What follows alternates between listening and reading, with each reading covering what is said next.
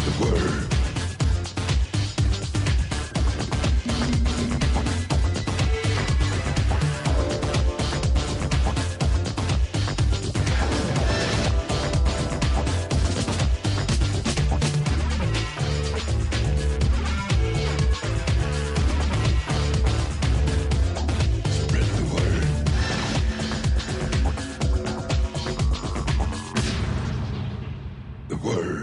Welcome back to the wonderful world of the word. We kick off our first show with soccer's sexiest skinhead Vinnie Jones, America's hottest stand-up Dave Chappelle, and we get a sniff of Britain's top funny men Vic and Bob. Also music from indie glamsters Pulp and gangster rappers Onyx, plus we reveal a few more hides down at the gay rodeo with the cowboys who really adore chaps. And we'll unveil the word's fourth musketeer, our brand new presenter.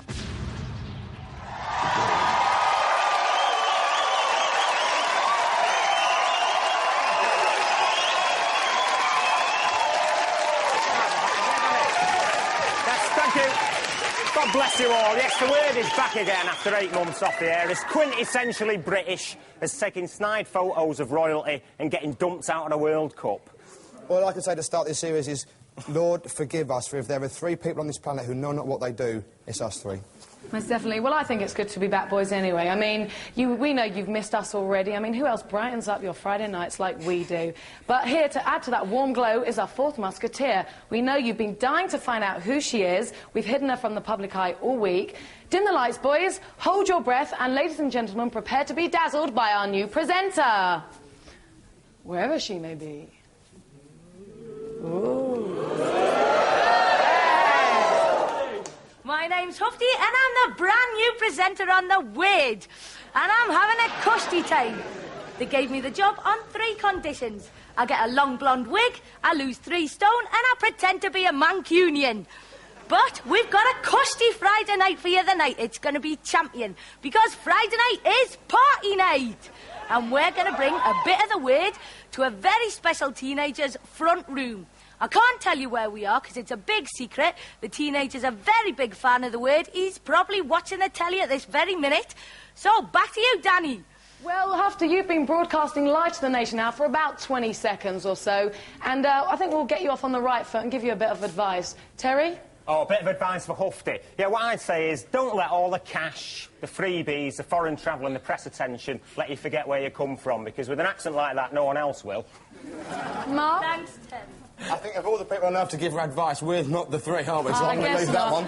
I think I won't leave that one as well, except for, can I have the number of your hairdresser, Huffty? Number 1, isn't it? Number 1, most definitely. And we'll come back and join you later on to find out who has won the word for the evening.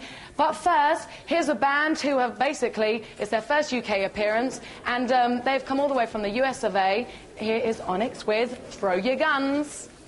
Yeah!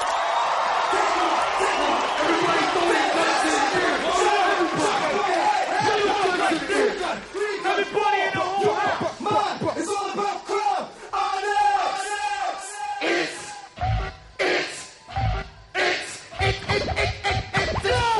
time to get loud like a wire. I set your fucking mother on fire. Roger on the mill, I still killed on the real, the night I just died. They get crispy, ha, ha, ha, and we do it like this and that.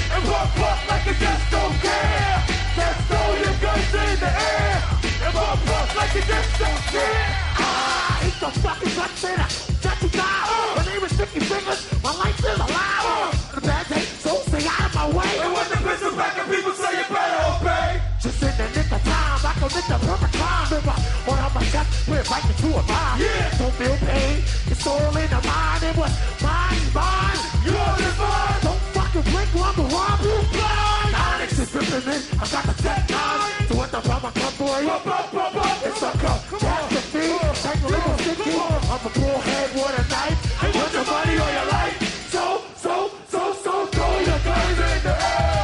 And pop like you just don't care. Just throw your guns in the air. And pop like you just don't care. Just throw your guns in the air. And pop like you just don't care. Just throw your guns in the air. And pop like you just don't care. Yeah!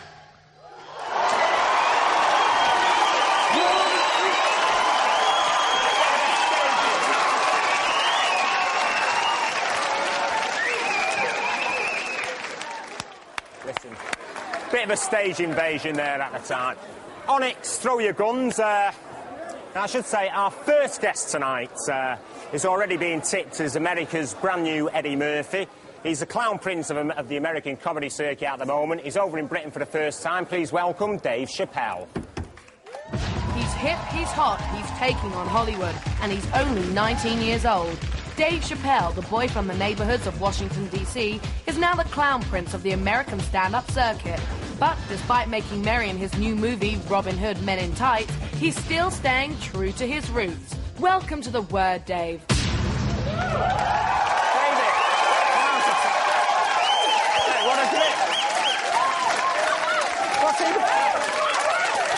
Hey, you're a bit of a strong boy for me, you know, Dave. You know how it is, you know how it is. Hey, quite. Show him a bit of respect, you know. This is the boy. Now, listen, why did you want to become a comedian? I became a comedian, man, you know, basically because I couldn't make the basketball team. I ain't a ball player. I said I'd be funny. Were you forced to be funny to stop other guys picking on you? Yeah, well, you know, I mean, if you're not funny in D.C., you'll get your ass kicked. You gotta either be able to fight or just, you know, tell them some jokes. So what used to happen in the schoolyard? Oh, in the schoolyard, what used to happen, all kinds. You know, it's the District of Columbia. It's a lot different here. Like here, the crime rate is so friendly almost. I mean, not like that, but I mean, you know, it's just relatively a lot lighter than it is in the police don't even carry guns here. They just wear silly hats. Just get shot. Yeah, well, you know, the police here are real nice, though. Well, how old were you when you did your first ever stand-up gig? I was 14. And what kind of jokes did you tell? I can't even remember. They were funny enough, you know, but when you're 14, you can only talk, you know, you basically talk about farting and stuff like that. 14, yeah, like what? You know, how many ways can you tell a fart joke? It's just I mean, well, you know, I think we've tried them all on this show already. Really? I heard about this show, man. The audience is fly. Look at these people, just nice and colorful. Looks like a Benetton commercial, this audience.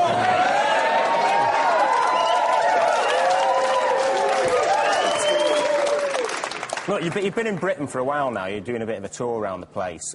Has it given you any new material? Oh, man, Britain is something else. It is real fly over here. I didn't expect it to be this nice, you know, because there's no sunshine here. The sun burns for like 20 minutes a day, you know. I mean, don't get me wrong, y'all. We got white people in America, too. I was just kind of shocked when I saw whiter people. You know, it's different. Now, in your stage act, you're known for, like, using, you know, quite a lot of, how can I put it, naughty words. You swear quite a bit, and yet your mother's a Unitarian minister. Oh, my goodness, this guy did his homework. Yeah, so, it makes a change, doesn't it, for this show? No, but so, what does she say when she hears you swearing on stage? Because she must go to see you in concert. Oh, yeah, but when she's there, I tend not to do it, you know. I mean, when I started doing comedy, I couldn't get into the comedy clubs unless she was there with me, you know. Because, you got to be 21 to do anything in the States. When you're 14, I mean, you got to have your mother with you everywhere, unless you're at school, so. So she used to take you to comedy gigs? Oh, yeah, man. We sit in the back and laugh and drink beer. Let's get and what would happen if you were at a club and a girl started hitting on you at the end? You have to say, well, I just have to go and ask my mum. Oh, you know, if I was at a club and a girl started hitting on me, yeah, I'd probably sneak off if I could, you know. Mom, I'll meet you at home. Now, you were saying you're very restricted in America because there you're not allowed to do anything like go to clubs or anything like that until you're 21. So what have you been getting up to while you've been in England that you don't do in America? Oh, man, well, you know, since I've been in England, I hang around Leicester Square. Went to a couple clubs around there. They were, you know, I guess I was in the wrong spot. Yeah, I mean, none of y'all were there to help me out, so what was I supposed to do? Brixton. I heard about Nottingham. Who you? Listen.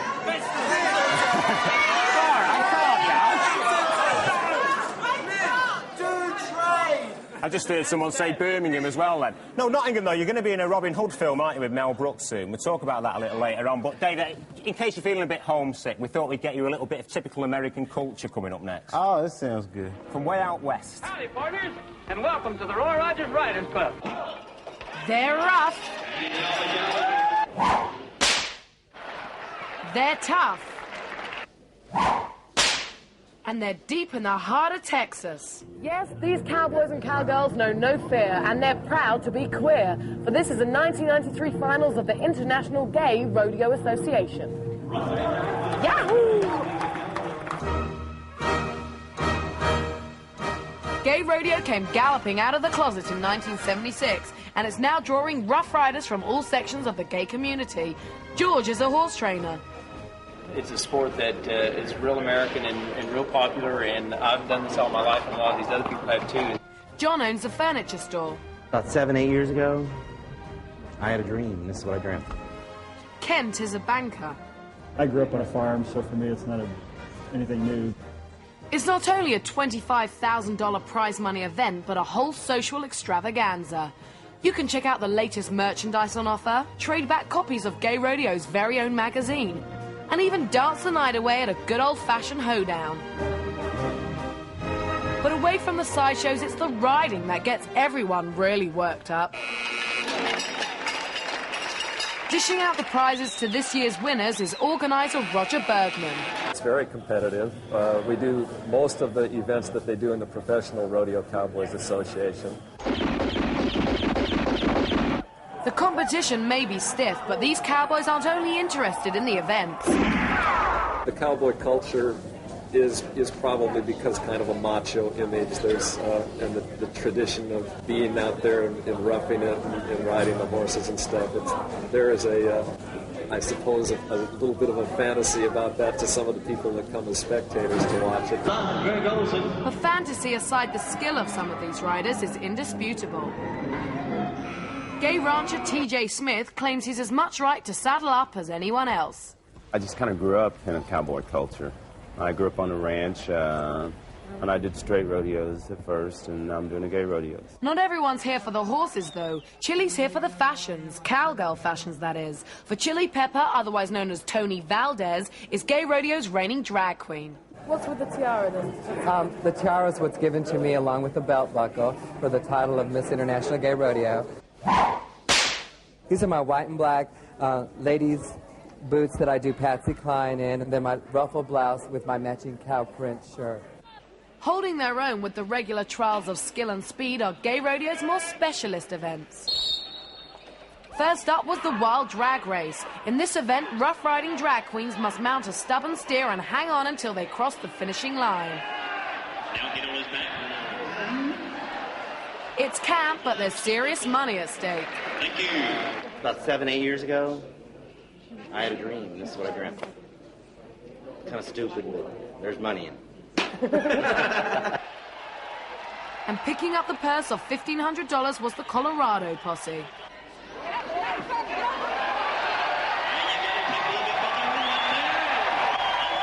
But the event did throw up a few casualties. Give him mouth to mouth, George. We need a new drag queen. We're going to retire him tonight. The grand finale for today's events is perhaps the most skillful of the lot. It involves this and a pair of these. And Muggins here has offered to help one of the teams. Goat dressing's the name of the game. You need lightning speed and you need to know your way around a pair of men's Y-fronts. Up, yeah. Well, not a bad effort from the outsider, but let's see how I compared with the pros.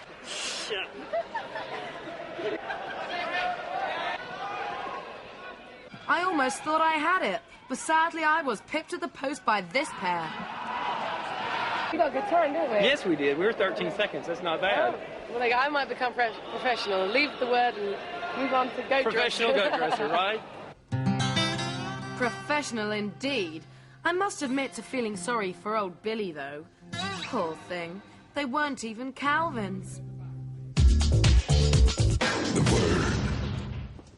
Yeah, look, you're still looking at it. You're fascinated by that, aren't you? Yeah. I think in a way, the goat looked more attractive when it had the underpants on, because it leaves it a bit, you know, it leaves a bit to the imagination, doesn't it? Sexier, really. A sexy goat? Where are you from, buddy? Well, yeah. I don't know about that. I don't think you should be narrow-minded nowadays. Narrow-minded, man. I don't know, man. A goat is taking it a little too far. Oh, I don't know. You lived in Ohio. Hey, girl, them horns look good tonight. Well, you lived in Ohio. Yeah, man. I lived in Ohio for 3 years. There were no goats there. Well, I heard they just found 2 new uses for goats in Ohio. Milk and cheese. Milk and cheese, exactly. That's it. Milk and cheese. No, terrible. Don't you think it could replace basketball as one of the national sports in America? Goat dressing? I can see all the boys in the hood playing goat dressing right now. Come on, man, let's go throw some panties on a goat. Sound like fun, brother. You know, if I didn't know you better, I think you were joking. Oh, man, you know. Listen, we'll go over to Danny, who's responsible for that, who's got a bit of news. Hi, Danny. But first, Terry, goodbye to a very special friend. A memorial service was held for River Phoenix at the Paramount Studios yesterday, and here's our tribute.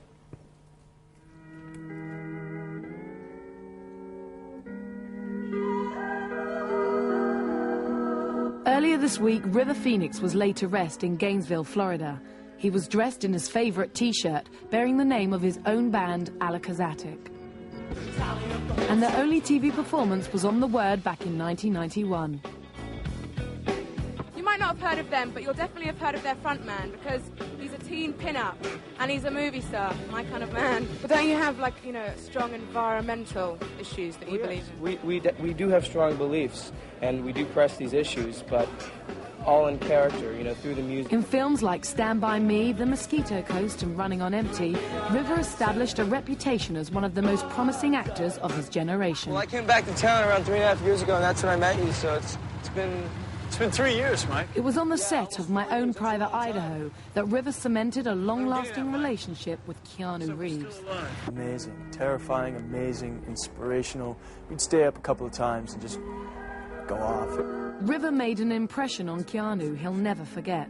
River the best. He's the god, man. He's the king. I pray at the Church of River Phoenix. He will be sadly missed by us all.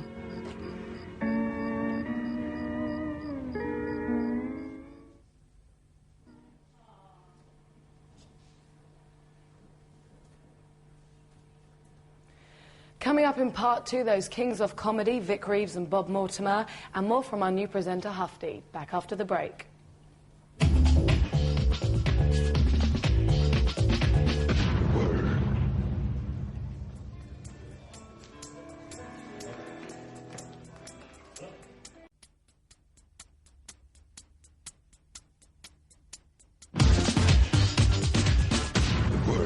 Luckily, my first guest of this series need no introduction at all, which is Onyx. I haven't bothered writing one. But they're the men that originally brought you The Man with the Stick and Morrissey the Consumer Monkey, and more lately have brought you Slade in Residence and Papin et Le Corbusier. Bob Mortimer and Vic Reeves. Big round of applause. Now, you've both done a million interviews and we all know exactly what you like on telly, but I wanted to find out what you like relaxing at home, because, Bob, I know you've got 3 cats that you're very much in love with. Yeah, very much in love with them, yeah, but they're very young cats. Yeah, they're only young cats and they've not aged at all since I injected them. I've actually, funny enough, I've got a picture of one of the cats. Oh, here. nice one. It's Noodle. Have we got a camera that can go anywhere near? Camera 2. You throw that one over the bridge. That's Noodles, who's your favourite, isn't it? That's Noodles, yeah, nice one. Yeah. And tell us about the other ones. What are you wearing there? I'm wearing a smoking jacket. He's wearing a cat, in fact, isn't he? Yeah, it looks like He's throttling it. But there's also Tina, isn't there? Tina and you've got different characteristics. Tina's the model. Yeah. And I know you've actually bought Tina jewellery, you said, man. Yes, I have. And you say you do poems to them, don't you? Yes, I do. And I think you should do one for us now. No. The kind of poems you do This is an outrage. It is, but I think you should. Come on. I don't know any, you know. You do Well, know you must ad-lib poems to them when you're at home. Tina, you beautiful cat.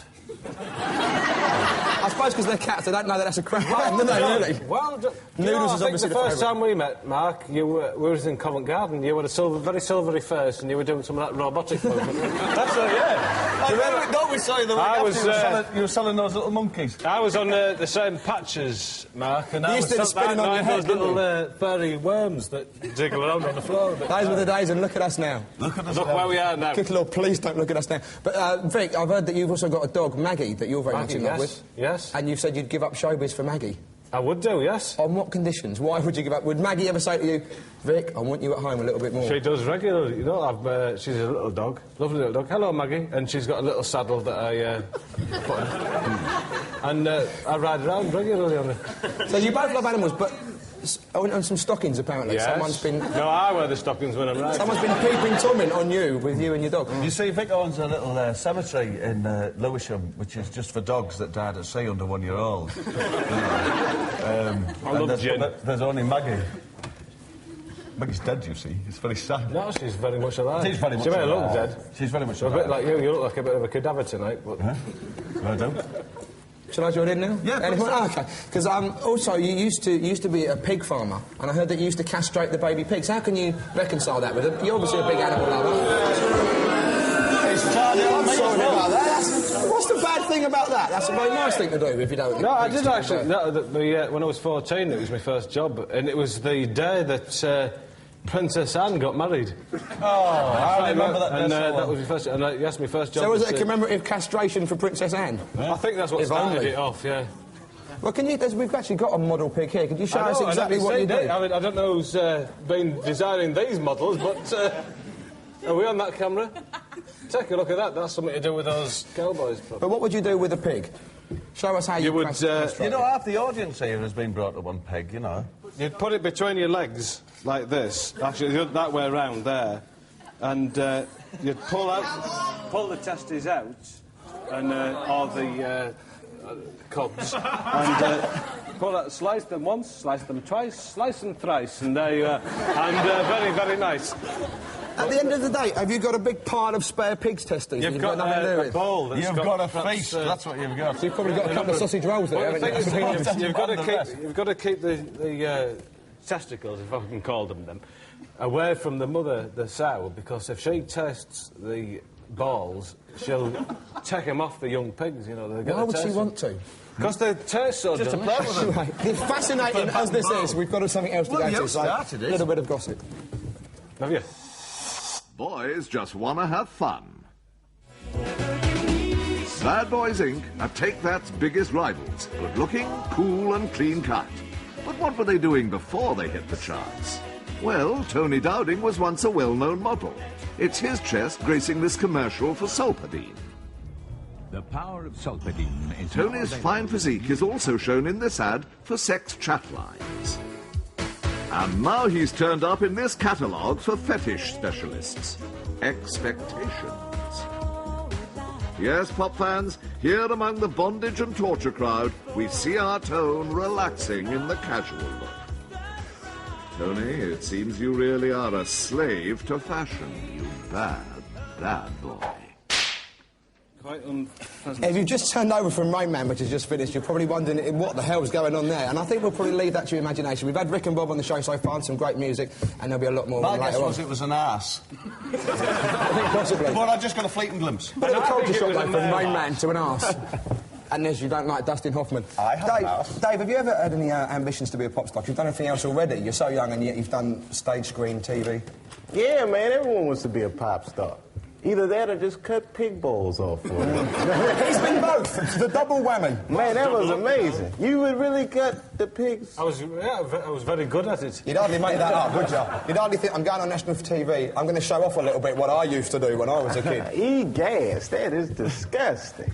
Let's see what our new presenter thinks. Last time we spoke to Huffty, she was on her way to the West Country. Huffty, yeah, that's her name. Sorry? That's why I said it. She was on her way to the West Country to... frightened, by the way. She was on her way... Just jump in whenever you want there, Bob. She was on her way to the West Country to surprise an unsuspecting word punter, so let's go and see how she got on.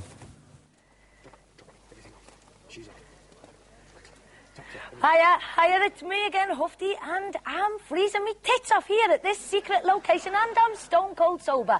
And we're going to bring the word into the living room of a special teenager. Howie, let's go now. Are you right?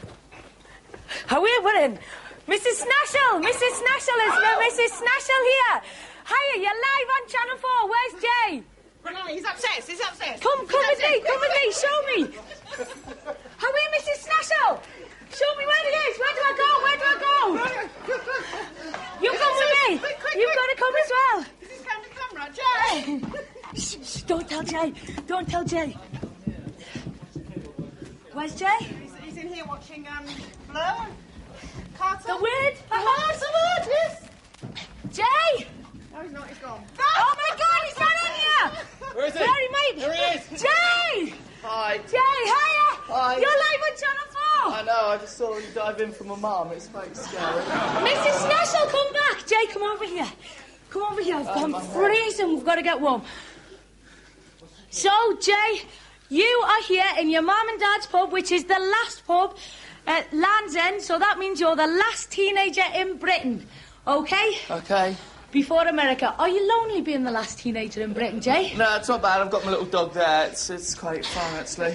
That's Bless a her. lovely little Fine. dog. It was actually bought for me by my mum and dad because of being the last teenager in England, I suppose, and they bought it for me for a friend. Good, excellent. So what do you normally do on a Friday night, Jay? Well, apart from working, I'm normally out, honest, having a good time with my friends. 'Cause With I have your got some. mates? Honest, I am, Gov.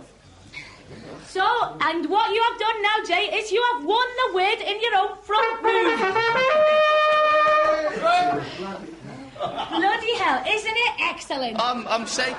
And you know, your grand's watching, so I don't want no swearing, nothing like that. Hi. Okay? So, are you lonely, Jay? No, really, no, I'm not. I've got Are my you loving sure? parents and I've Are got you my sure? dog, as I say, really. I Well, swear. because you've won the Weird, thank you, we'd like you to know who set you up, and in fact, it was your dear old father. Well, you got to love him. Would you like to go in? I'd love this guy. I mean, what can I say? He's been acting dodgy all night, saying, you just go upstairs and watch TV. All week, pal.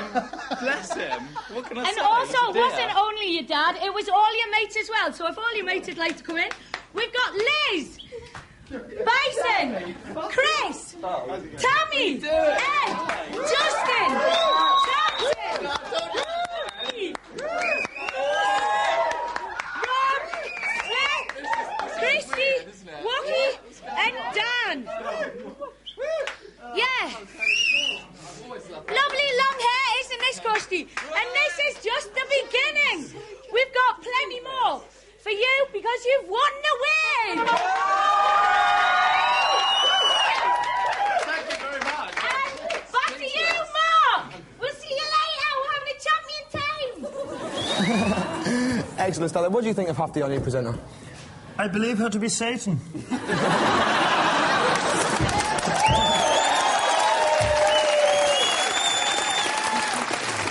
I don't know that well, but I think you might not be far from right. We have videos of the Wicker Man. I am a member of the Black Sabbath fan club. Yes. The Word. Which of these 4 cigarette lovers said, if I could have another mouth grafted onto my face to smoke more, I would do it? Was it E17's Tony Mortimer, Dennis Leary, Johnny Depp, or Sir Les Patterson? Find out after the break.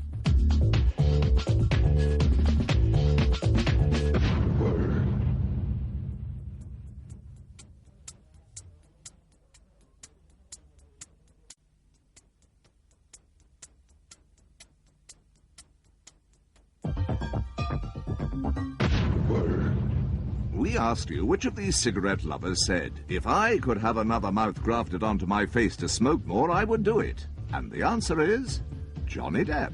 Good luck with that chesty cough, Johnny. Spread the word.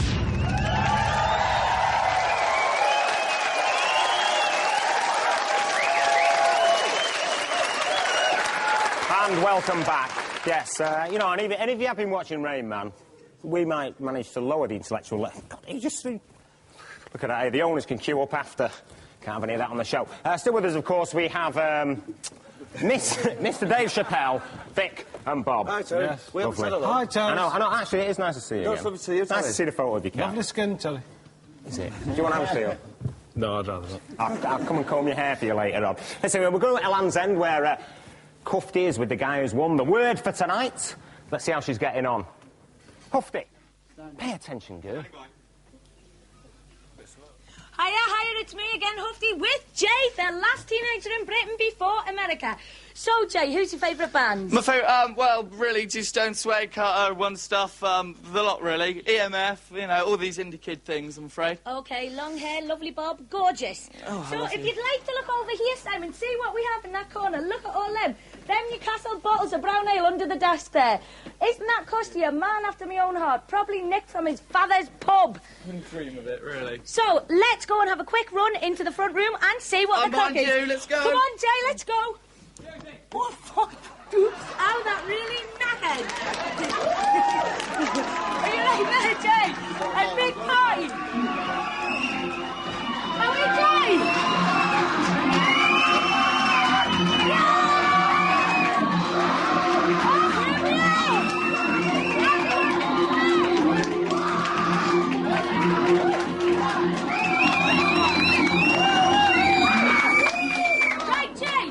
You were 18 recently, weren't you? Yeah, last month. And what did you do to celebrate? Arseholes, butlins, stripped down by these total. And will this have anything to do with it?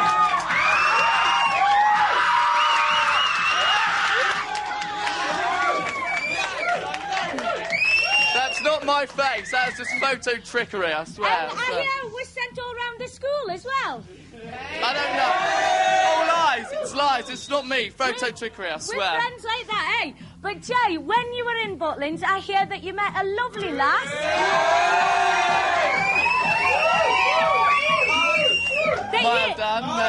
That you kindly referred to as the Essex girl.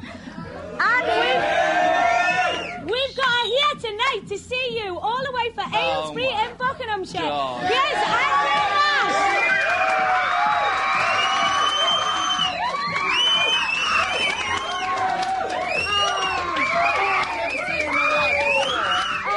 isn't that canny? That's really canny. Now give it a kiss on the cheek. But Jay, you can't do any more than that because we've also brought a man with her, Mrs. Dory Nash. Come on, Mrs. Nash. Are you all having a cushy time? Yeah, you having a good time? Very good, yeah. What can I say? Okay, so if you want to win the word, then what you've got to do is write to this address, and it is win the word. P.O. London, E14. Tell us why you want to win the word, and tell us all about get your phone number, all that crap like that. Okay, we'll be back later. This is just the beginning, Jay. We've got lots of fun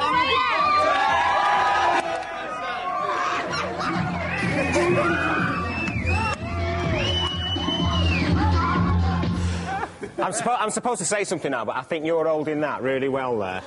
I think... Let's get a bit closer, I think, on Bob here. This guy will never be out of work, will he? Listen, we're going to have a bit of gossip from Nick Berry. We'll see you in a bit. Is that it? Look back in anguish. With his show Heartbeat pulling in more viewers than his old series EastEnders, Nick Berry is one of Britain's most successful actors. And that's not all. He also sang his way to top pop star status. But we've unearthed some early footage of Nick singing and dancing as a bobby. He was just 15 when he appeared at the Sylvia Young Theatre School, and Nick knew he looked good in a uniform. Thankfully, his acting has improved, but I'm not so sure about the singing. You've been nicked, Nick.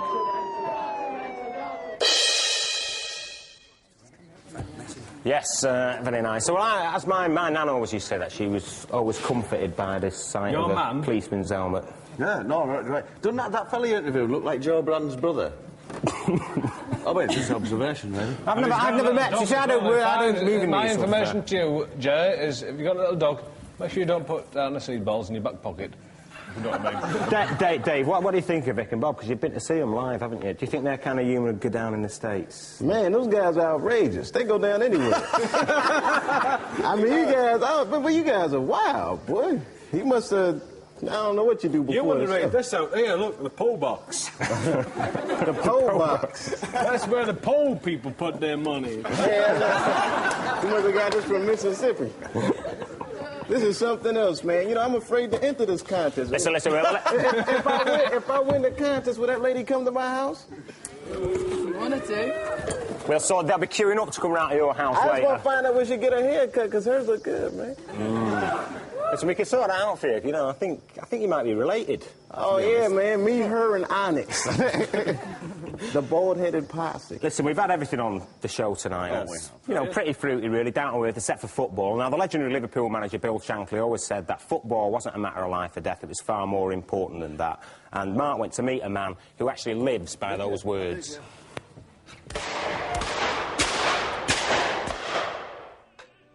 Vinnie Jones has become a living footballing legend. He was sent off in his first Premier Division game, threatened to rip off Kenny Dalglish's ear and spit down the hole, and became an FA record holder last year when he was booked after only 3 seconds against Sheffield United. Immortalised in print when he handballed Gaza, Vinnie has clocked up an astonishing total of £91,000 in fines since his introduction to league football in 1985. He is the undisputed lad messiah, who loves to take communion with his disciples, parts the waves with his jet ski, the Bollocks, and travels the M25 in 100 VJ, his chauffeur-driven BMW. And when he's not in his BM, he's in his buggy on the golf course. Hey! Is there ever times when you think, I want a bit of publicity, I'll go and smack someone or something? No. You sure? No, I don't do that, no. Never? But I will confess that I do change when I go onto a football pitch. Vincent Peter Jones was born on January the 5th, 1965, opposite Watford Football Ground, and young Vincent had only one ambition, to be a football player. However, at Watford Boys, his dreams were dashed when Graham Taylor told him to give up football because he was too small. But being small didn't help keep young Vinnie out of trouble. Yeah, I mean, when we were younger, I'm talking sort of 17, 18, it was always like, say like there was a punch-up like the week before, whoever like weren't involved would sort of say, oh, I've got to get involved this week, and all that sort of thing, you know. But some things never change. It's Dean Holsworth's stag do, and obviously everybody knows that we're all off after here, and we're going to cause major bollocks in Watford.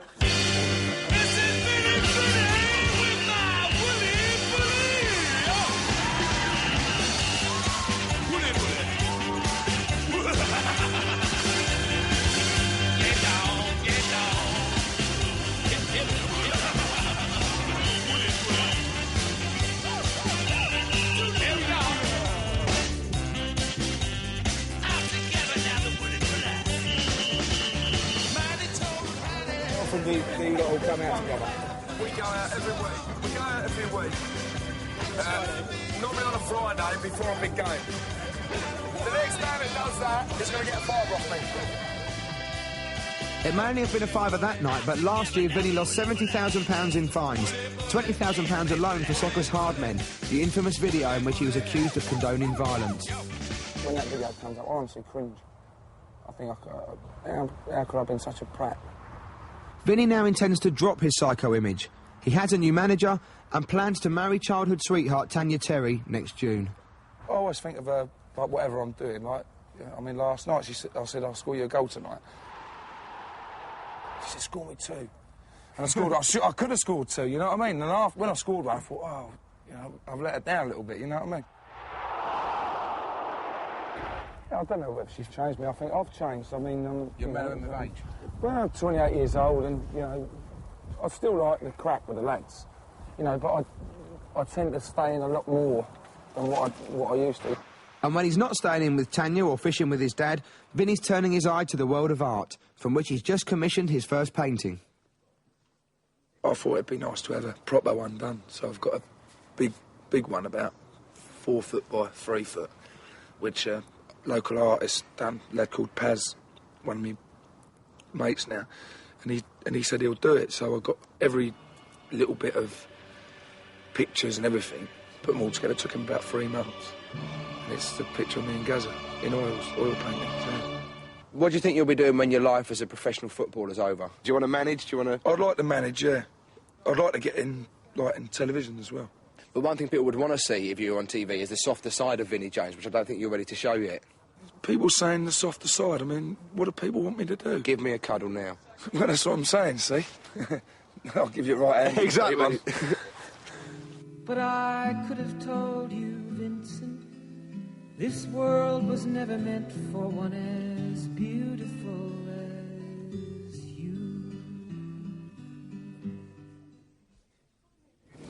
Vinnie Jones, he always gives it 100%, doesn't he? But his arse is going to be hanging out tomorrow when the Reds thrash him at Old Trafford. Is it? You're a big... Oh, yes. What? You're a big football fan. Oh, no, you're a big football fan. That's me. But I thought you supported Middlesbrough. Is that fighting talk? Yeah. No, not at all. Someone in the audience just went, yay, on their own. That's the support for Middlesbrough. They're all in. That was a yeoman. There's a lot of bitter people around. You've got the World Cup in the States next year. Do you know anything about soccer? Well, you know, man, I only know that you kick the ball around the field. You're not supposed to touch it with your hands. Unless you're the goalkeeper. Right. You're taking the throw-in. That's what they all say. Man, you know, that's a rough sport, man, that football, you call it. Is when you're playing against Vinnie Jones. But, I mean, I always think, like, I mean, you've got your deal with Disney, but in America you've got all your Mickey Mouse sports, something like baseball and American football. Basketball is the sport. I'm going to tell you something. But no one else plays it, do they, in the world? You know, how come you don't play soccer like the rest of us? Hey, man, you know, our feet aren't big enough. I don't know, we just like... I don't know what I'm saying, man. You know. You remind me of that. You remind Welcome. You should actually, I think you should be a full-time presenter on this show, don't you, Mark? Yeah, I can go home then. That'd be very nice. Man. You remind me of that cartoon character. Oh, thanks. Tintin. You know, I got Tintin. Oh, right, yeah. You look just like him, right?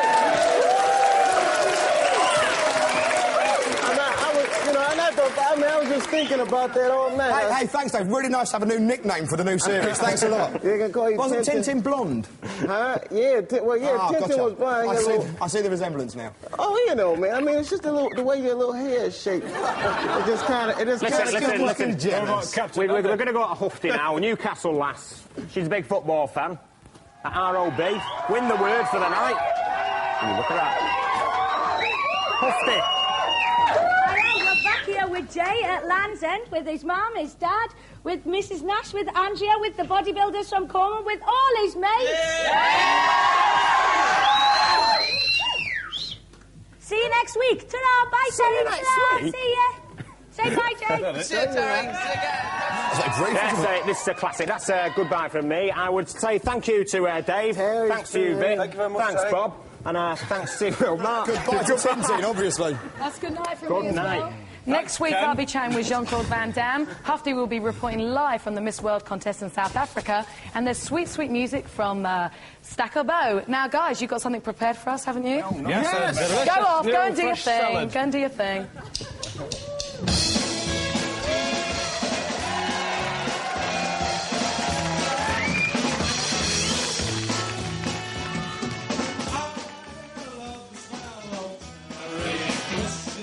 Something about it makes one very suspicious. And his facial define description. He's part fish, part Sicilian. And if you don't mind a little reptilian, come along now, let's see a little bit more.